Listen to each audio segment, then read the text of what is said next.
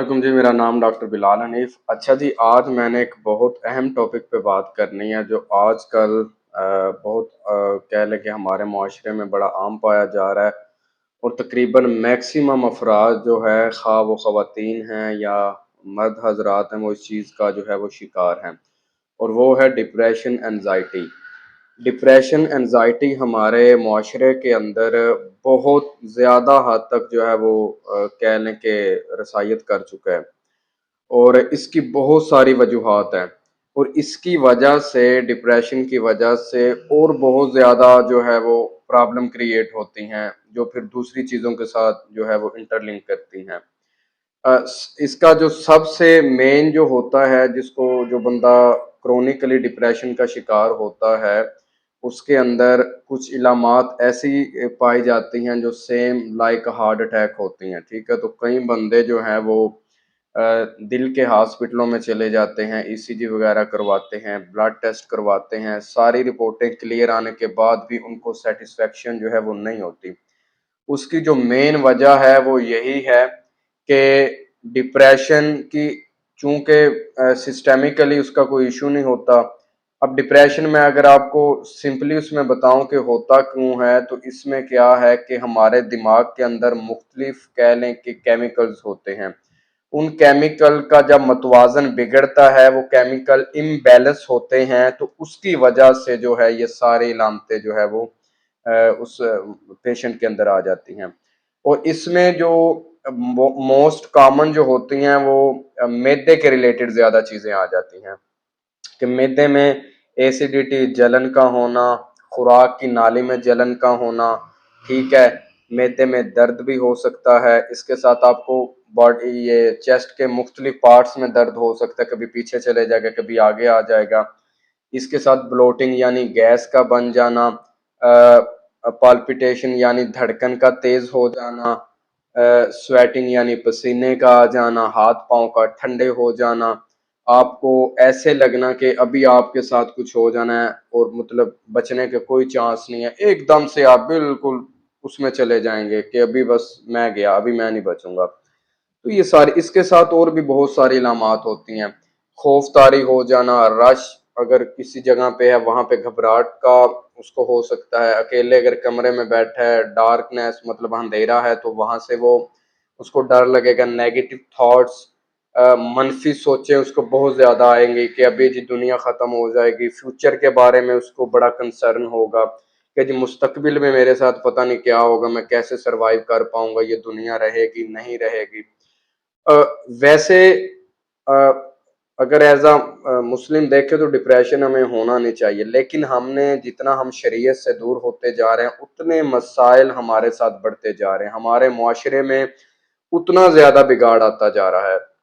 वैसे अगर देखा जाए तो पुराने वक्तों में जब लोगों के पास इतनी सहूलियात नहीं हुआ करती थी, इतनी जिद्दत नहीं आई थी, लोग पैदल सफर किया करते थे, छोटे छोटे घरों में रहा करते थे।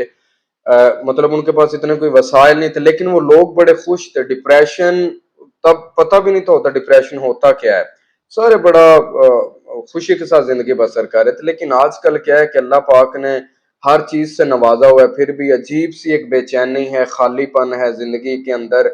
बंदा महसूस करता है कि उसके जैसे कोई चीज उसको चाहत अभी है लेकिन वो पूरी नहीं हो रही, असासे कमतरी का शिकार हो रहे हैं हर चीज होने के बावजूद।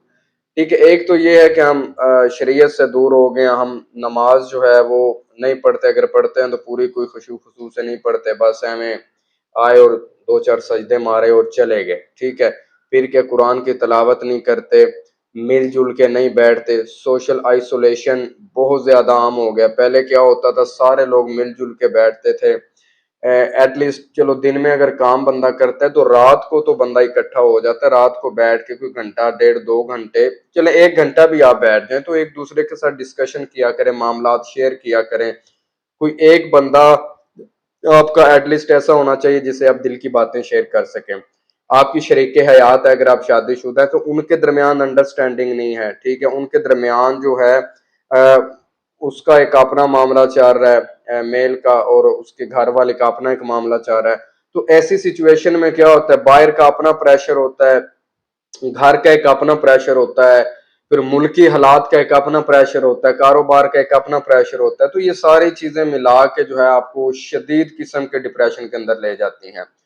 اور اس سے جو ہے نکلنے کا ایک ہی واحد طریقہ ہے، اس کا یہ کبھی بھی نہیں ہوتا کہ آپ میڈیکیشن کا سہارا لے سکتے ہیں، لیکن آپ کو میڈیکیشن صرف یہ کہہ لیں کہ کوئی بھی جو ہے وہ وقتی طور پہ جو کہہ لیں کہ وہ آپ کو اس کا اثر رہے گا، پرماننٹ اس کا کوئی سلیوشن نہیں ہوتا۔ میڈیکیشن میں سیڈیٹو میڈیسن یا مائنڈ ریلیکس کرنے کے لیے کچھ میڈیسن آپ کو دی جاتی ہیں، ان کا بھی سہارا لینا چاہیے، لیکن آپ پورا ان پہ فوکس کریں گے تو ایسا کبھی بھی ممکن نہیں۔ آپ کو اپنا لائف سٹائل موڈیفیکیشن کرنا پڑے گا، رہن سہن کا آپ کا جو ایک انوائرمنٹ ہے اس کو بدلنا پڑے گا، ان ساری چیزوں کے ساتھ تب جا کے آپ جو ہے وہ بہتری محسوس کریں گے۔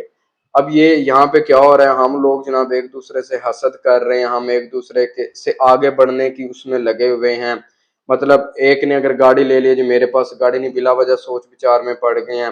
خواہشات کو پورا کریں، اپنا ضروریات کو پورا کریں، خواہشات کبھی پوری نہیں ہوتی، ٹھیک ہے۔ ہم لوگ کیا کہتے ہیں، خواہشات کے پیچھے بھاگے ہوئے ہیں، تو خواہشات کو چھوڑ دیں، اپنی ضروریات کو پورا کریں، جتنا اللہ نے دیا ہے آپ جتنی محنت کر سکتے ہیں اپنی اتنی ایفرٹ کریں، باقی اللہ کی اس پہ چھوڑ دیں۔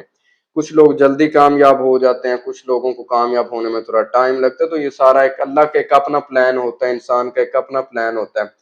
تو ان چیزوں کی وجہ سے ہم لوگ بہت زیادہ ڈپریس ہو چکے ہیں۔ پھر ڈپریشن کا جب یہ لیول آ جاتا ہے کہ بہت زیادہ بندے پہ وہ چیزیں طاری ہو جائیں، تو پھر کیا ہے، وہ سوسائڈل اس کے اندر تھاٹس آنے لگ جاتی ہیں، وہ خودکشی کرنے کا سوچتا ہے کہ جی میں مار جاؤں گا تو مجھے ان چیزوں سے چھٹکارا مل جائے گا۔ تو اس میں ایسا آپ نے بالکل جو ہے، اگر آپ کو ایسی علامات آ رہی ہیں کہ سیم آپ کا سینہ وزنی ہو رہا ہے، آپ کو پسینہ آ رہا ہے، سب سے پہلے اگر آپ کا ٹیسٹ وغیرہ بھی ٹھیک ہے، کوئی سسٹمک ایشو بھی نہیں ہے، تو یہ ساری علامتیں جو ہیں وہ ڈپریشن کی ہیں۔